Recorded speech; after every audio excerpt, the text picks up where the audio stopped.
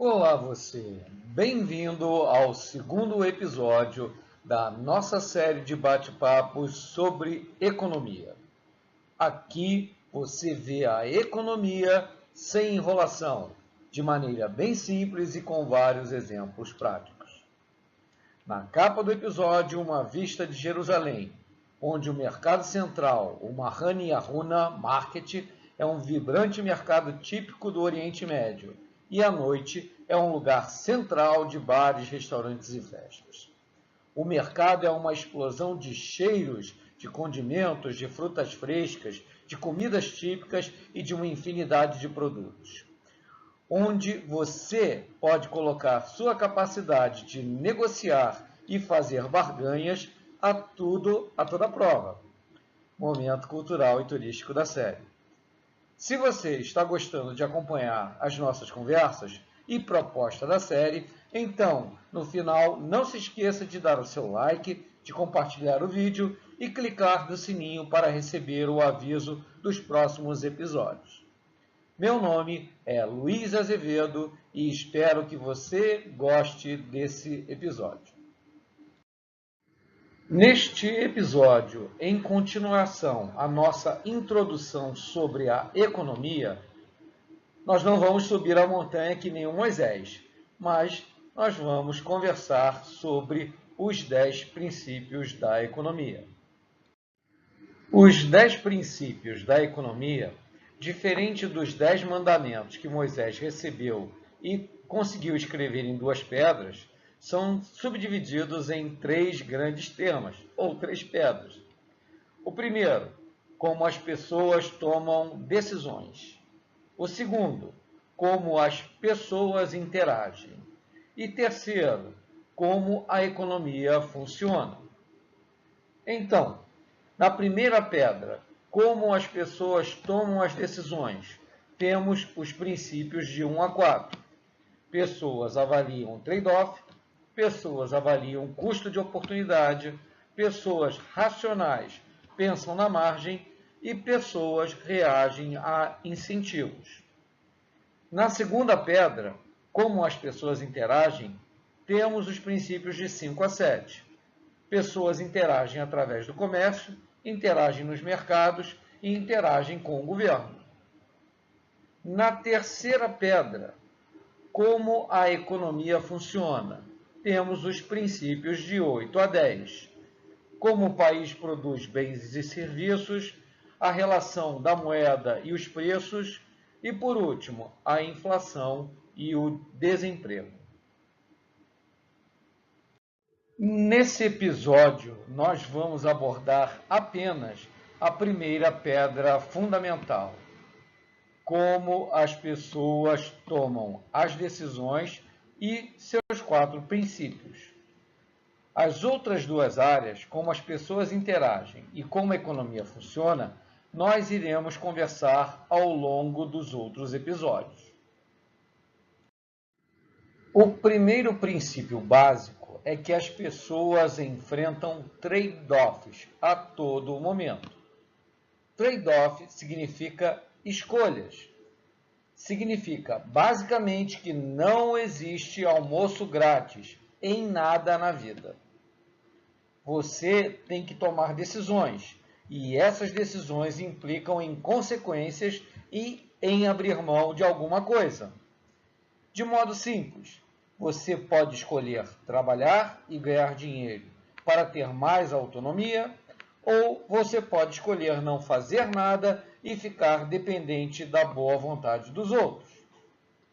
Outro exemplo, no feriado, você pode escolher ir para a praia em Ubatuba e ter 3 dias de chuva, ou ir para a serra em Serra Negra e derreter de calor polar. São escolhas. Quer um exemplo como o da foto ao lado? Você decide que vai fazer dieta, e aí tem que escolher o que vai comer no jantar.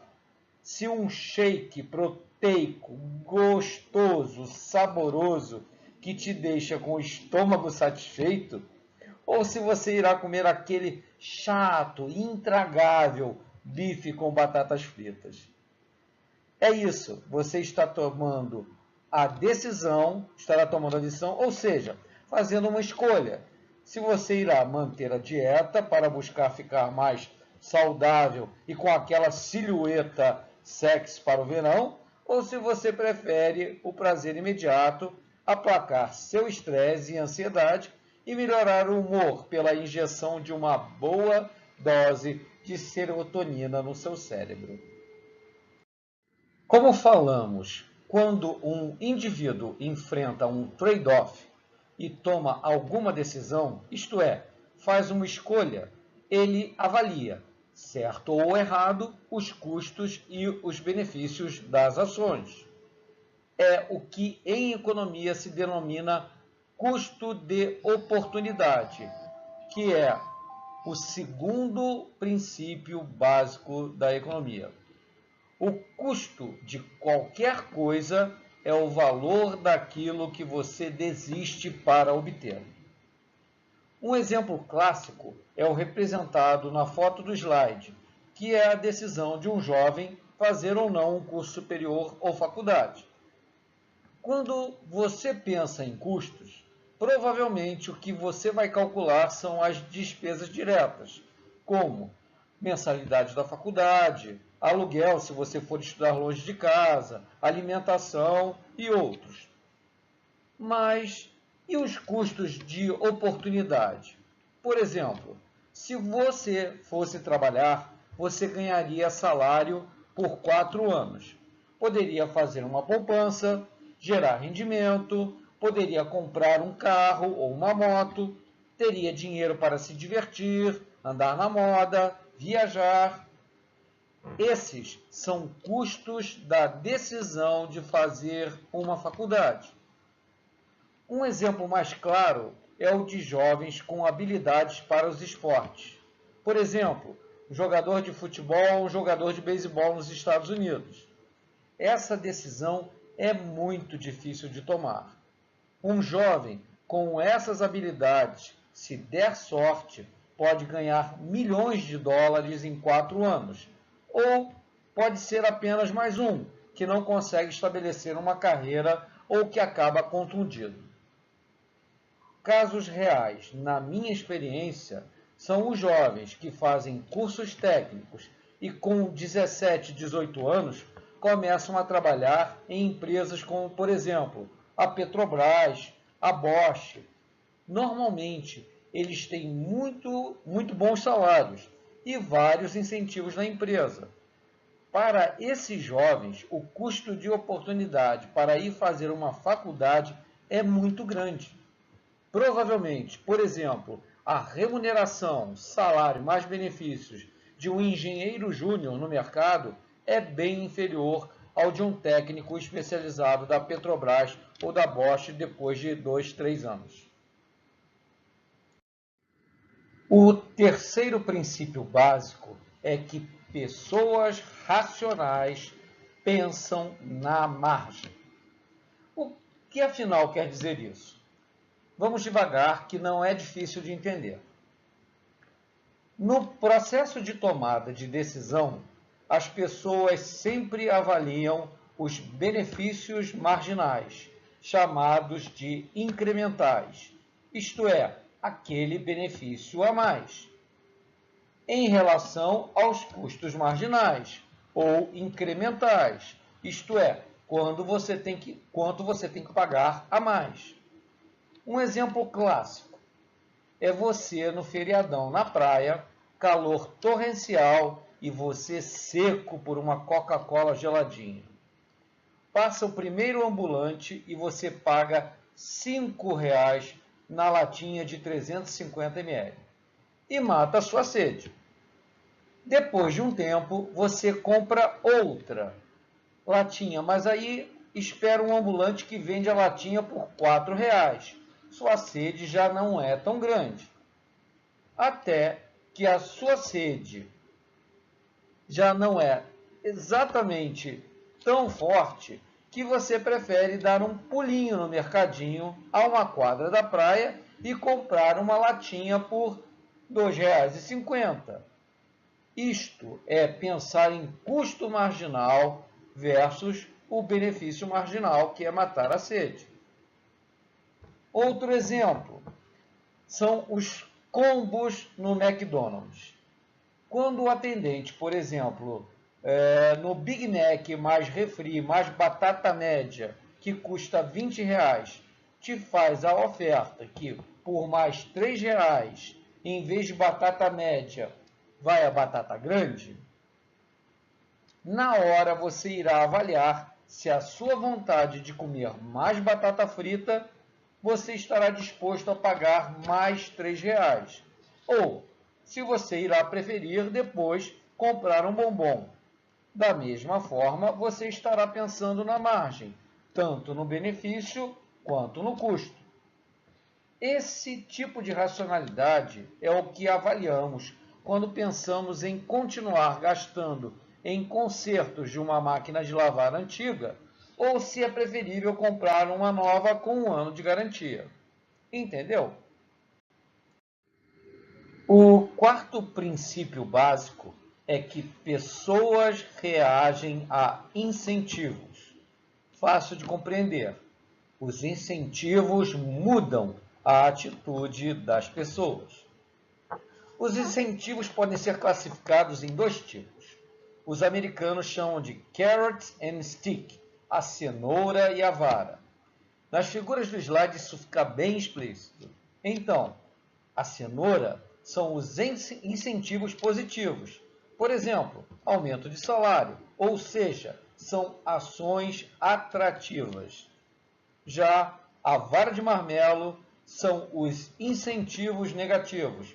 Por exemplo, a demissão, ou seja, são ações punitivas. Você então me pergunta, Luiz, qual o incentivo irá funcionar melhor? Minha resposta imediata, depende. A análise é caso a caso. Por exemplo, no caso da produção individual versus a produção em série, provavelmente foi um dos dilemas de Henry Ford, que criou a produção de carros em série. Na produção individual, era fácil observar quais funcionários não montavam o automóvel com a qualidade requerida no prazo acordado. Nesta situação, o incentivo utilizado era o negativo, ou seja, punitivo, que é a demissão. O funcionário era demitido, aquele que não conseguia cumprir com a qualidade e a produtividade requerida. Já na produção em série, numa linha de montagem, fica muito difícil saber quem estava trabalhando dentro da performance necessária. Então, o incentivo a utilizar é o do tipo positivo, ou seja, o atrativo. Então, foi oferecido um salário acima da média do mercado. Isto, na prática, gera um ônus ou custo para a pessoa se ela for demitida dessa empresa, pois no mercado os salários são mais baixos do que são pagos nessa empresa. Entendeu? Depois de compreendermos o quarto princípio, o dos incentivos, vamos tentar responder à pergunta do slide pela ótica econômica dos incentivos.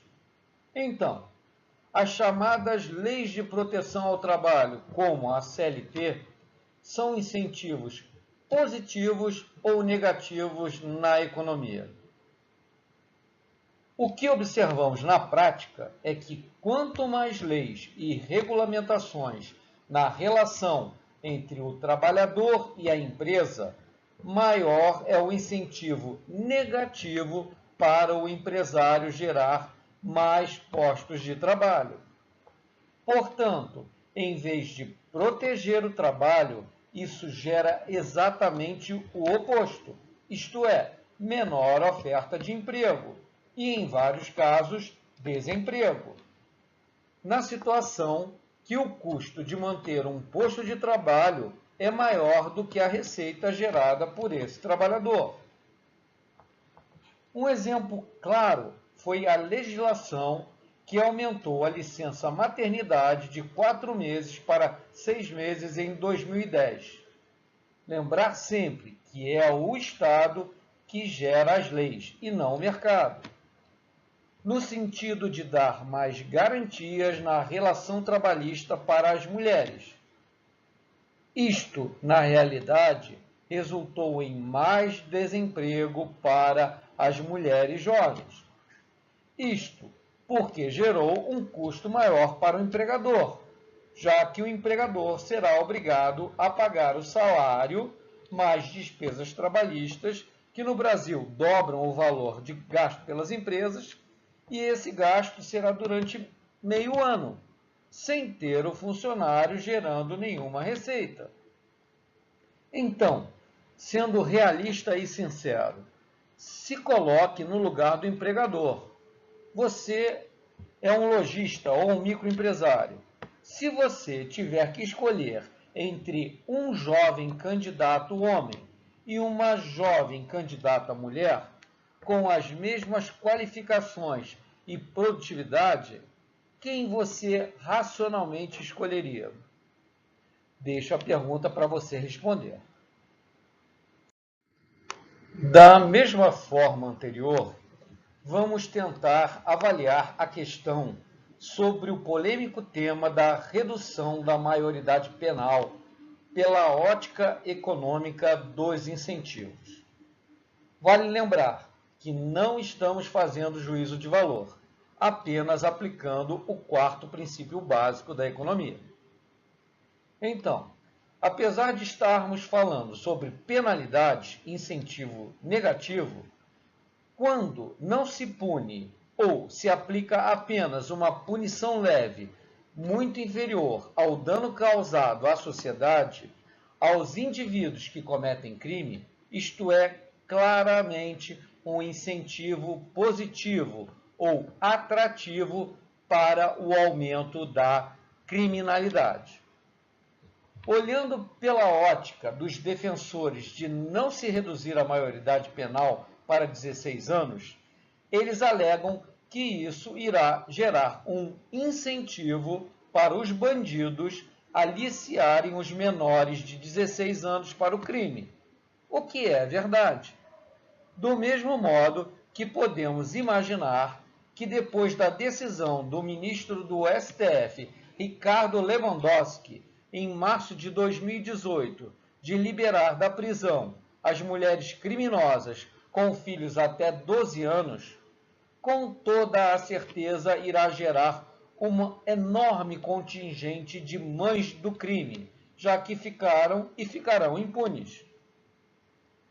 A solução que eu, pessoalmente, acredito ser racional e moralmente mais adequada é a da legislação americana. Lá, a penalidade irá depender do crime cometido pelo menor. Então, se um moleque de 13 anos bater o carro e não tiver vítimas, ele é julgado como menor e recebe penas mais leves que um adulto. Porém, se o menor assassinou uma pessoa, ele é julgado como maior e recebe a pena como um adulto. De modo geral, comparativamente, nos Estados Unidos as penalidades são altas e, portanto, desincentivam a criminalidade. Já no caso do Brasil, as punições são pequenas e geram um incentivo à criminalidade. Para dar uma dimensão comparativa, a taxa de homicídios nos Estados Unidos é de 5 homicídios por 100 mil habitantes. Já no Brasil, são 30 homicídios por 100 mil habitantes, ou 6 vezes maior. Sobre a criminalidade, o maior problema brasileiro é importante desmistificar com números reais algumas falácias trombateadas pela mídia. Por exemplo, prender não resolve. Então, soltar bandido é que resolve? Encarceramento em massa. Brasil, quarto do mundo. É falso. São 309 mil presos nas cadeias, para uma população de 210 milhões de habitantes. Isso é mais ou menos 0,14% de população carcerária. Então, o Brasil está na posição número 54 e não na posição número 4. Outra falácia: a criminalidade é devido à desigualdade. O índice de desigualdade, o índice Gini, entre 2003 e 2015, melhorou 15%, redução da desigualdade. No mesmo período, o número de homicídios cresceu 45%. Outra falácia: a criminalidade é devido à pobreza. Falso, né? De 1980 a 2016, o PIB per capita em dólares cresceu 400%, enquanto chegamos à terrível taxa de 60 mil homicídios por ano. E os piores índices de criminalidade foram no Nordeste, onde houve o maior aumento de renda per capita. Chegamos ao final do nosso segundo episódio da série. Espero que você tenha gostado. Se você gostou, deixe aqui embaixo o seu like e compartilhe o vídeo. No próximo episódio, pelo spoiler do cartão ao lado, nós vamos conversar sobre a lei da gravidade para a economia, que é a lei da oferta e da demanda, mas que muitos intelectuais e políticos acham que podem revogar por decreto.